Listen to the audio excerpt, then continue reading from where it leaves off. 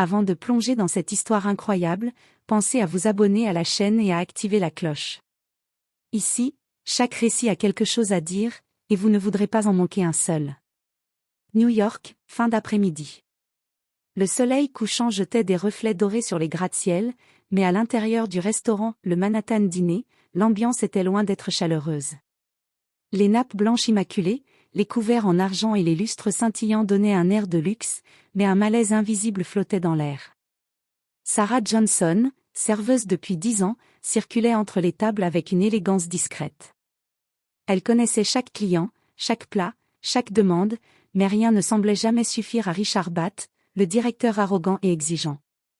Aujourd'hui, il avait décidé de lui faire payer un « erreur mineure », un plateau mal disposé. « Sarah », hurla-t-il, sa voix résonnant comme un coup de tonnerre. « Comment peux-tu encore faire ça ? Même un stagiaire aurait mieux fait. » Le rouge monta aux joues de Sarah, mélange de colère et d'humiliation. Ses collègues détournaient les yeux, gênés, tandis que certains clients échangeaient des regards mal à l'aise. Mais au fond de la salle, une adolescente observait. Emily Johnson, 17 ans, la fille de Sarah, tenait son violon contre elle. Elle avait grandi dans l'ombre des désirs des autres, mais pas ce soir. Ce soir, quelque chose bouillonnait en elle, un mélange de fierté, de colère et de détermination.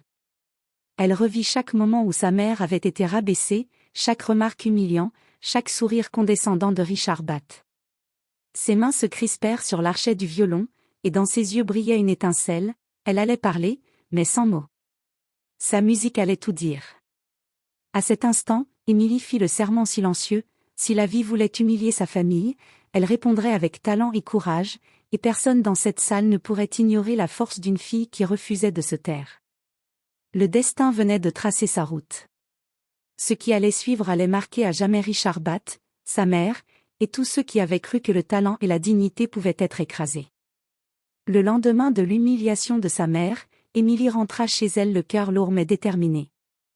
Leur petit appartement dans le quartier de Brooklyn semblait plus étroit que jamais, mais c'était là que toute la magie pouvait commencer. Elle posa son violon sur le lit et fixa sa mère, qui s'asseyait silencieusement dans la cuisine, encore secouée par la scène du restaurant. « Maman, je vais faire quelque chose », dit Emily doucement, le regard brûlant de détermination. Sarah leva les yeux, inquiète.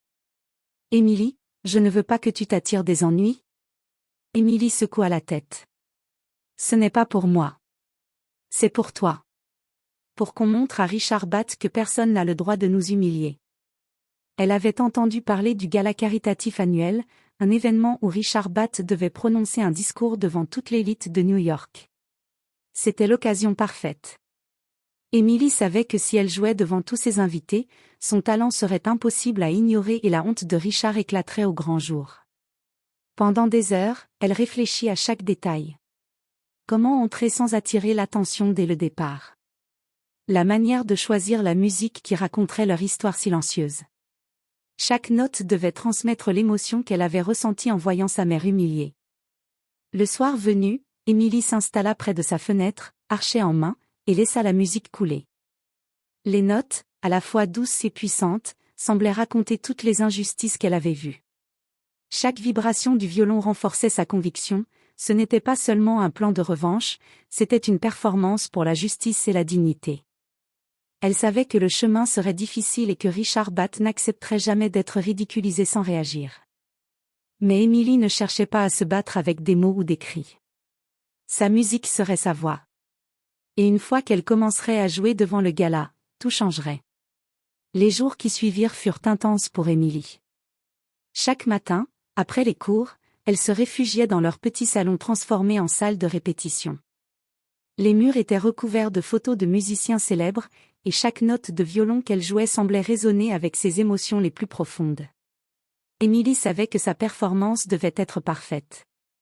Elle ne pouvait pas se contenter de jouer de belles notes, chaque vibration devait transmettre la colère, la fierté et l'humiliation ressenties par sa mère. Chaque pause devait créer un suspense, chaque crescendo devait captiver l'auditoire. Elle passa des heures à répéter son morceau choisi, un morceau ancien et dramatique, mêlant douceur et puissance, émotion silencieuse et éclat de lumière musicale. Parfois, elle s'arrêtait, le violon en main, le regard perdu dans le vide, se demandant si elle était prête à affronter Richard Bath devant toute l'élite. Sarah, discrète mais attentive, observait sa fille avec admiration et inquiétude. « Émilie, tu es sûre que tu veux faire ça ?» demanda-t-elle timidement. Émilie sourit, déterminée. « Maman, je dois. Pas seulement pour toi, mais pour moi aussi. Il est temps qu'on montre que personne ne peut nous écraser. » La tension monta à mesure que la date du gala approchait.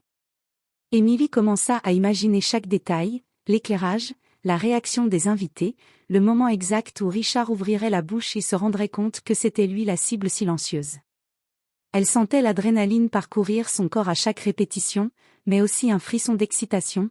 La revanche allait être spectaculaire, mais élégante. La nuit avant le gala, elle resta éveillée jusqu'à tard, répétant le morceau sous la lueur tamisée d'une lampe. Les dernières notes résonnèrent dans le silence de l'appartement, et Émilie sut, au fond d'elle, qu'elle était prête. Elle avait transformé sa colère et sa douleur en quelque chose de beau, de puissant et d'inoubliable. Le lendemain, elle entrerait dans la grande salle du gala avec un seul objectif, faire taire l'arrogance et l'humiliation par la musique. Le soir tant attendu était enfin arrivé. Le gala caritatif annuel se tenait dans le somptueux hôtel de Grand Lexington, ses grandes portes en verre reflétant les lumières dorées de Manhattan. L'élite new-yorkaise, habillée de robes de soirée et de smokings impeccables, échangeait des politesses, des sourires calculés et des regards curieux. Émilie et sa mère arrivèrent discrètement par une entrée latérale. Sarah sentait son cœur battre à toute vitesse, mais la détermination de sa fille l'inspirait. Émilie, violon à la main, avançait avec assurance, la tête haute, ses yeux scrutant la salle pour repérer Richard Bath. Et là, dans toute sa superbe arrogante, se tenait Richard, entouré de ses invités privilégiés. Il riait fort à ses propres blagues, ignorant totalement le monde autour de lui. Sa confiance semblait inébranlable, jusqu'à ce qu'Émilie prenne place. Émilie choisit un coin stratégique près de la scène où le discours allait se dérouler. Personne ne s'attendait à voir une adolescente apparaître ainsi, seule, avec un simple violon. Les murmures commencèrent à parcourir la salle. Richard Bath, intrigué, détourna enfin les yeux de ses invités et aperçut Émilie. Il fronça les sourcils, amusé par ce qu'il considérait comme une distraction insignifiante. « Qui a laissé entrer cette gamine ici ?» murmura-t-il, pensant qu'elle ne ferait que passer inaperçue. Mais Émilie n'était pas là pour passer inaperçue. Elle inspira profondément, sentit l'adrénaline monter et posa l'archet sur les cordes de son violon. Un silence surprenant s'abattit sur la salle alors qu'elle commençait à jouer. Chaque note s'échappait avec précision et émotion, douce mais chargée de puissance. Les invités se tournèrent, captivés par le son pur et intense qui emplissait la pièce. Les yeux de Richard s'écarquillèrent. Ce qu'il croyait être une adolescente inoffensive venait de capturer toute l'attention de la salle et, pour la première fois, il se sentit vulnérable. Émilie avait commencé son spectacle silencieux. Ce n'était pas seulement de la musique, c'était une déclaration, un message clair à l'homme qui avait humilié sa mère. Et chaque regard qu'elle lançait à Richard, chaque note vibrante, lui rappelait qu'elle était là pour changer le cours de cette soirée. Émilie prit une profonde inspiration, sentant chaque fibre de son corps vibrer au rythme de l'anticipation. Le murmure des invités s'était progressivement éteint, remplacé par un silence lourd de curiosité et de tension. Richard Bath, les bras croisés, la fixa avec une expression à la fois moqueuse et intriguée. Puis, Émilie posa l'archet sur les cordes de son violon. La première note s'éleva, claire et pure, traversant la salle comme un rayon de lumière perçant l'obscurité. Les convives, surpris par la beauté et la précision de ce son, se tournèrent vers elle. Même les serveurs, immobiles dans l'ombre, retenaient leur souffle. Chaque note suivante racontait l'histoire de sa mère, l'humiliation, la patience, la dignité bafouée. La mélodie était douce mais empreinte de puissance, comme si le violon lui-même portait le poids de toutes les injustices vécues par Sarah. Richard Bath se raidit. Il comprit lentement que ce n'était pas une simple performance pour divertir l'audience, c'était un avertissement silencieux et magistral. Chaque crescendo semblait pointer directement vers lui, chaque note insistante révélant son arrogance et son injustice devant tous les témoins présents. Émilie, concentrée, laissait sa colère et sa fierté guider son archet. Elle jouait avec la précision d'une virtuose et l'émotion d'une adolescente déterminée à défendre sa famille. Les invités étaient captivés, suspendus à chaque vibration, ignorant presque le discours prévu du directeur. Pour Richard, chaque seconde était un supplice. Il voyait sa propre arrogance exposée devant l'élite de la ville, incapable de répliquer, incapable de détourner le regard. La fille qu'il avait sous-estimée venait de transformer le gala en une scène où il n'était plus qu'un simple spectateur humilié. À mesure que la mélodie s'intensifiait, les émotions dans la salle devenaient palpables. Les murmures d'admiration et d'étonnement se faisaient entendre. Les regards se tournaient de plus en plus vers Émilie, jusqu'à ce que le silence, lourd et respectueux, enveloppe à nouveau la salle. Le moment décisif venait de se produire, Émilie avait capturé toute l'attention et imposé sa présence de manière irréfutable. Émilie sentit l'adrénaline parcourir ses veines. La première partie de sa performance avait captivé la salle, mais elle savait que le moment décisif approchait. Chaque note qu'elle jouerait maintenant devait être encore plus puissante, plus expressive, plus indéniablement sincère. Elle inclina légèrement son violon, inspira profondément et laissa s'échapper un crescendo magistral. Les cordes vibraient avec une intensité incroyable, transformant l'espace en une atmosphère presque surnaturelle. Les invités étaient suspendus à chaque mouvement, fascinés par la maîtrise et l'émotion d'Émilie. Chaque note semblait raconter l'histoire de sa mère, la patience face à l'humiliation, la dignité bafouée, la force silencieuse d'une femme qu'aucun homme arrogant ne pourrait écraser. Et au centre de cette histoire musicale se trouvait Richard Bath, figé dans son arrogance désormais fissurée. Il sentit son visage rougir, son orgueil s'effriter sous le poids de cette mélodie. Les invités, conscients de ce qui se passait, échangèrent des regards surpris et admiratifs.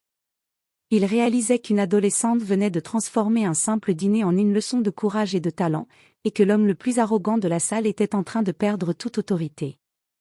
Émilie ne jouait pas seulement pour impressionner, elle jouait pour réparer l'injustice, pour rendre visible ce qui était invisible, la douleur et la résilience de sa famille. Chaque vibration du violon semblait murmurer « Tu ne peux plus humilier ma mère. Tu ne peux plus ignorer notre dignité. » Richard tenta de sourire, de détourner le regard, mais c'était trop tard. Chaque note venait frapper son orgueil avec une précision implacable. Les applaudissements, timides au début, commencèrent à monter, inspirés par l'intensité dramatique de la performance. Émilie avait trouvé sa voix dans la musique, et cette voix parlait plus fort que tous les mots de Richard Bath. La salle entière retenait son souffle, suspendue à la puissance d'une adolescente déterminée, à la grandeur d'une musique qui disait tout ce qu'elle ne pouvait exprimer autrement. Émilie n'avait pas seulement capté l'attention, elle avait pris le contrôle de la scène et de l'histoire. Alors que le dernier crescendo s'éteignait, la salle resta plongée dans un silence presque sacré. Chaque invité retenait son souffle, impressionné par la virtuosité et l'émotion d'Émilie. Les applaudissements n'avaient pas encore commencé, mais le message était clair, Richard Bath était maintenant exposé devant tous.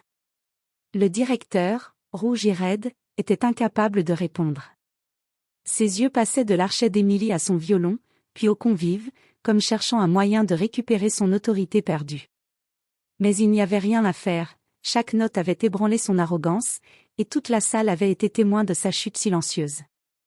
Émilie abaissa doucement son violon et se tourna vers lui, le regard déterminé mais calme. Pas un mot, pas une accusation directe. Juste un silence lourd de sens. Chaque spectateur comprit immédiatement que ce silence était plus puissant que n'importe quelle parole. La fille d'une serveuse venait de rappeler à l'homme le plus arrogant de la pièce qu'il n'avait aucun droit de rabaisser quelqu'un. Les murmures commencèrent à parcourir la salle. Les invités échangèrent des regards d'admiration pour Émilie, et certains hochèrent la tête en signe de respect envers Sarah, qui regardait sa fille avec des larmes de fierté. Richard Bath, isolé au centre de cette admiration collective, sentit la honte l'envahir. Son pouvoir, jusqu'ici incontesté dans le restaurant et le monde du gala, venait de s'évanouir en quelques minutes grâce à la virtuosité et au courage d'une adolescente. Émilie ne se précipita pas pour recueillir les applaudissements. Elle attendit quelques secondes, laissant le silence marquer la profondeur de sa performance. Puis, lentement, les premiers applaudissements timides se firent entendre, suivis d'une ovation qui grandit en intensité. Chaque claque de main semblait marteler l'échec et l'humiliation de Richard. Il réalisa, trop tard, qu'il avait sous-estimé une famille qu'il croyait insignifiante. Et alors que la salle acclama Emily, il comprit qu'aucune excuse ne pourrait effacer ce moment, et qu'il venait de perdre, devant tous, l'image d'homme puissant et respecté qu'il avait soigneusement cultivé. Sarah, émue, s'avança vers sa fille et la serra dans ses bras, tandis qu'Emily souriait, consciente que cette confrontation silencieuse avait été une victoire éclatante et définitive. L'ovation éclata dans la salle comme une vague inattendue. Les invités se levaient un par un, applaudissant Emily avec admiration et étonnement. Les murmures se transformèrent en exclamations enthousiastes, certains parlaient de sa maîtrise technique, d'autres de l'émotion brute qu'elle avait transmise. Sarah, debout derrière elle, sentit un mélange de fierté et de soulagement envahir son cœur. Pendant des années, elle avait subi les humiliations de Richard Bath, mais ce soir, sa fille avait transformé la douleur en triomphe absolu. Richard Bath, au centre de la salle, était rouge de colère et de honte. Il tentait de maintenir son image d'homme puissant et respecté, mais c'était impossible. Chaque regard des invités pesait sur lui comme un rappel de son arrogance et de ses humiliations passées. Son sourire forcé tremblait, et il sentit pour la première fois ce que cela faisait de perdre toute autorité face à un public entier. Les médias présents au gala, attirés par la performance exceptionnelle, commencèrent à filmer et à prendre des photos. Des flashs éclataient, immortalisant Emily au sommet de sa gloire et Richard dans son humiliation silencieuse. Emily sourit doucement, consciente que ce moment resterait gravé non seulement dans les mémoires des invités, mais aussi dans les journaux et les réseaux sociaux le lendemain. Un invité s'approcha de Sarah et murmura « Votre fille est incroyable, vous devez être tellement fière. » Sarah hocha la tête, la voix tremblante « Je n'ai jamais été aussi fière de quelqu'un de toute ma vie. » Emily, quant à elle, savourait ce silence respectueux avant de quitter la scène. Elle savait que sa performance avait dépassé ses attentes. Elle avait non seulement ébloui le public, mais elle avait aussi envoyé un message indélébile à l'homme qui avait osé humilier sa mère. Richard Bath, humilié publiquement et confronté à son arrogance, sentit le poids de son comportement pour la première fois. La soirée ne serait jamais la même pour lui. Et tandis que les applaudissements continuaient, Emily et sa mère quittèrent la scène, main dans la main, laissant derrière elle un directeur vaincu et une salle conquise par la musique et la dignité. Le lendemain matin, la vie de Sarah et Emily avait déjà changé. Les vidéos de la performance d'Emily circulaient sur les réseaux sociaux et faisaient le buzz. Des centaines de commentaires louaient son talent, son courage et la manière magistrale dont elle avait humilié Richard Bath sans dire un seul mot. Sarah regardait sa fille avec des larmes de fierté. « Emily, tu as fait quelque chose de tellement incroyable. » Emily sourit, mais resta humble. « Je n'ai fait que dire ce que nous ressentions, maman. » Avec de la musique. Richard Bath, lui, recevait des appels et des messages professionnels lui demandant des explications sur son comportement au gala. Son arrogance avait été exposée, et son image de directeur respecté s'effritait rapidement. Les invités qui avaient assisté à la performance racontaient partout la même histoire. La fille d'une serveuse avait mis à genoux un homme puissant avec son violon. Pour Emily et Sarah, ce fut un moment de revanche douce.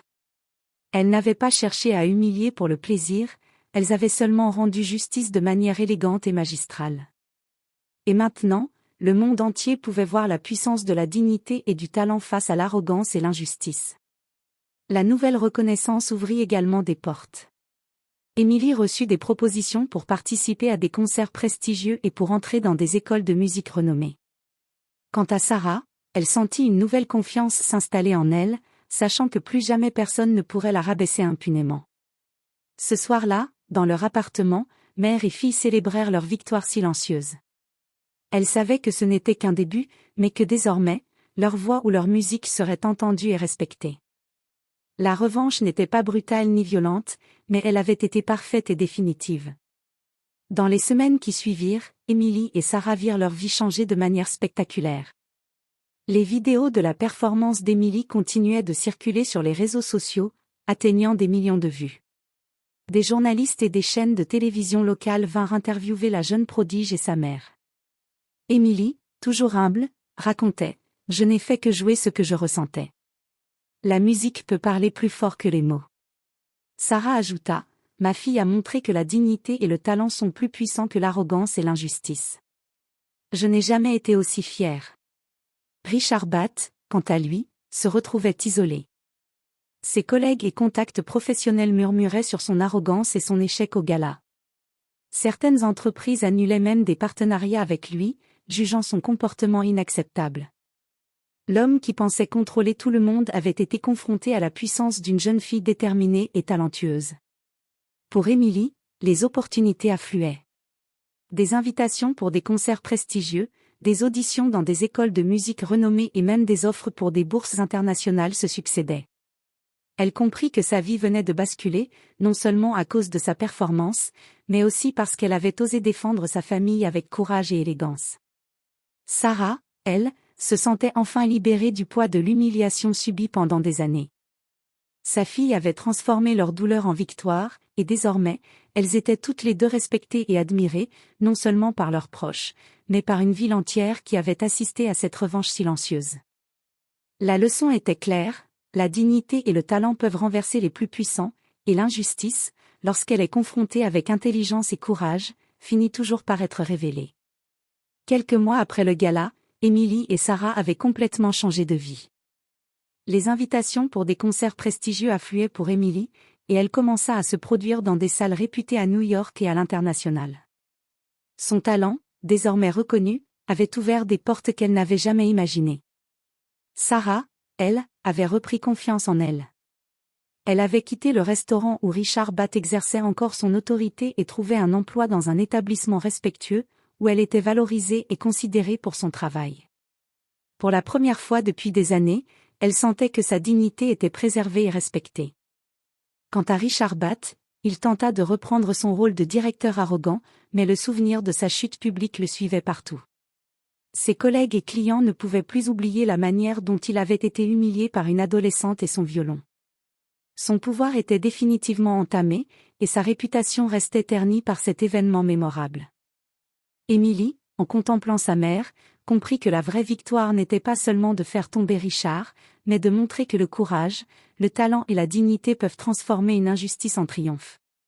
Chaque performance qu'elle donnait rappelait cette leçon à tous ceux qui l'écoutaient: le respect se mérite, et aucune arrogance ne peut tenir face à la détermination et à la justice silencieuse.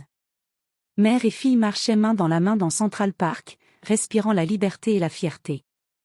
Elles savaient que leur histoire inspirerait d'autres personnes à défendre ce qui est juste, à utiliser leur talent pour s'affirmer et à ne jamais laisser l'arrogance écraser leur dignité. Le monde avait changé pour elles, mais surtout, leur regard sur la vie avait changé. La musique d'Emily avait transformé une humiliation en un triomphe éclatant, et désormais, rien ni personne ne pourrait plus jamais les faire se sentir petites ou impuissantes.